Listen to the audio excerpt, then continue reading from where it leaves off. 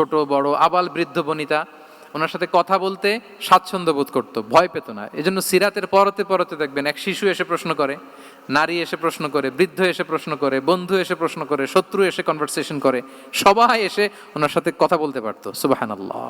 আসির আল হালাবিয়া থেকে নেয়া। বদরের মাঠে সেনা ক্যাম্প স্থাপন করলেন। কি ক্যাম্প? সেনা ক্যাম্প স্থাপন করলেন। আল হুবাব ইবনুল মুনজির রাদিয়াল্লাহু তাআলা আনহু এক সাহাবী, উনি বললেন, ইয়া রাসূলুল্লাহ, এই যে সেনা শিবির যে এখানে স্থাপন করলেন, এটা কি আপনার নিজের ইচ্ছায় না আল্লাহর আদেশে? দেখেন, সেনাপতিরে কোনো সাধারণ সৈনিক এই প্রশ্ন করতে পারে? করলে চাকরি থাকবে? কিন্তু রাসূল সাল্লাল্লাহু আলাইহি ওয়াসাল্লামের কাছে সাহস নিয়ে আল হুবাব ইবনুল মুনজির বলে, ইয়া রাসূলুল্লাহ, এই যে সেনা শিবির স্থাপন করলেন, এটা কি আপনার ইচ্ছায় নাকি এটা ওয়াহী? রাসূল সাল্লাল্লাহু আলাইহি ওয়াসাল্লাম বললেন, না, এটা ওয়াহী না, এটা ওয়াহী না, বাল হুয়া রায়ু ওয়াল হারবু ওয়াল মাকিদা, না, এটা যুদ্ধের কৌশল হিসেবে আমি করেছি। আল হুবাব ইবনুল মুনজির বললেন, ইয়া রাসূলুল্লাহ, তাহলে সঠিক জায়গায় সেনা ক্যাম্প স্থাপন হয় নাই। রাসূলের দিকে তাকিয়ে বলতেছেন যে আপনি যেখানে করছেন ওখানে ঠিক হয় না ইয়া রাসূলুল্লাহ, আপনি অভয় দিলে আমি বলতে পারি কোথায় ঠিক হবে।